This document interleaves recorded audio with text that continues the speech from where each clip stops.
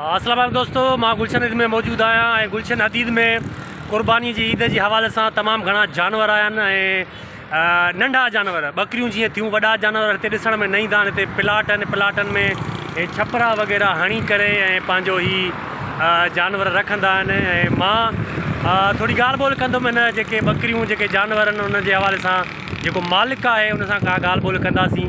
उनजो छा चवणु आहे हिन जे बारे में तव्हांखे ॿुधाईंदासीं। भाउ तव्हांजो नालो? अब्दुल लतीफ़। भाउ तव्हां किथां जा पाण? नौशरो फेरोज़ खां। हीउ माल नौशरो फेरोज़ खां ईंदो आहे सॼो? सही सही। हिते प्लाट ते बीहण जा को पैसा वैसा भरिया हूंदा या को ख़र्च पाणी? अच्छा, पार्टनर आहे। ज़बरदस्त। माना ॿ पार्टनर आहियो न हिते। कीअं आहे भला वॾो जानवर हिते माना गुलशन में असांखे नज़र न ईंदो आहे? वॾो माना जानवर वॾी मंडी में। ठीक है ठीक है। हिते छा पोजीशन है भला? तव्हां घणा ॾींहं थिया आया हो? 10 ॾींहं। छा पोजीशन है भला कुर्बानी के हवाले से? सही है। ठीक ठीक। तव्हांजी रिहाइश खाधो पीतो? अच्छा, हिते ही सुम्हंदा कंदा आहियो? अच्छा अच्छा। सही सही। तव्हां नौशरो फेरोज़ जा पाण?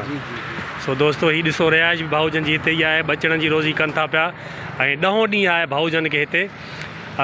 गाह बाह भी तव्हां वठंदा हूंदो? ज़ारी ॻाल्हि केतिरे किलो जे हिसाब सां हूंदो आहे न? छा 900 रुपया मण? सही सही। हू वॾे उन बस ते खणी आया हूंदो जेकी ट्रालो थींदो आहे छा? मेगोरा ते। ठीक ठीक ठीक। अल्लाह ख़ुशि करे साईं तव्हांखे। पोजीशन सही आहे न गुलशन हदीद जी? ठीक ठीक। महिरबानी भाउ, महिरबानी साईं। ही ॾिसो सवन जी तादाद में बकरा मां तव्हांखे ॾेखारिया। हिते भले में भलो बकरो कहिड़ो आहे? गुलाबी। वाह वाह साईं। ही गुलाबी बकरो आहे, भले में भलो। साईं हिन जी क़ीमत छा हूंदी?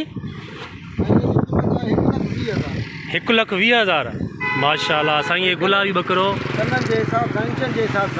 खपंदो आहे इंचन जे हिसाब सां? अच्छा जी। माशाल्लाह माशाल्लाह। जेतिरा इंच कन हूंदो ओतिरी रक़म कन जे हिसाब सां? गुलाबी आहे, हिन जो वज़न न हूंदो आहे, कन जे हिसाब सां। इहो भला छो या छा टेक्निकल? गुलाबी जिन्स आहे। वज़न माना गोश्त भी तो न हूंदुसि न एतिरो? अच्छा। वज़नदार हिन खां मथे माना हिन जे कन जी जेको माप करे जिन्स जे हिसाब सां माना हे खपंदो आहे। महिरबानी महिरबानी प्यारा। 1,20,000 साईं। वॾे में वॾो जानवर जेको गुलाबी बकरो हींअर हिन पीढ़ी ते मौजूदु आहे, 1,20,000 हिन जी क़ीमत। ऐं हेॾां हीअ बि आहे हिन जो गुलाबी जो क्रास थियल आहे। अच्छा, गुलाबी जो क्रास थियल। हिन जी क़ीमत प्यारा? हिन जी आहे 75,000। 75,000 लास्ट में? लास्ट में 5,000। अच्छा, अॻिते पोइ ते माना थींदो? सही सही सही सही। ज़बरदस्त। तो दोस्तों जेके वॾा जानवर आहिनि उहे 75,000 ऐं 1,20,000 जो हे गुलाबी बकरो हे भाऊजन हिते आया आहिनि प्लाट ते ऐं पंहिंजी रोज़ी कनि था पिया ऐं महिनत बि कनि था पिया। हाणे अॻियां तव्हांखे ॾेखारियां भाउ हिकिड़ो बकरे खे सफ़ाई करे थो, वेंचारे थो।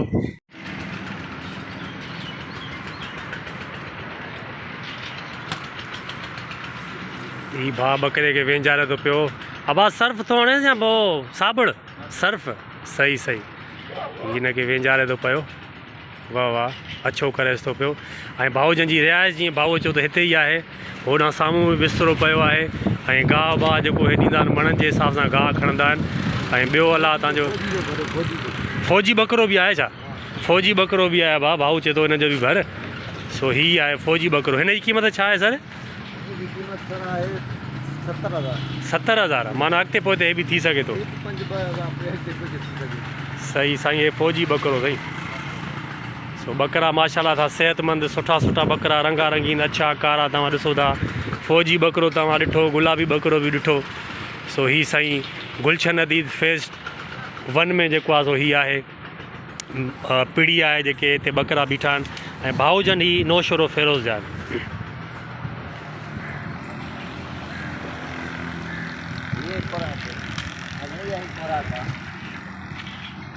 मंत्री बिना खुराक या कट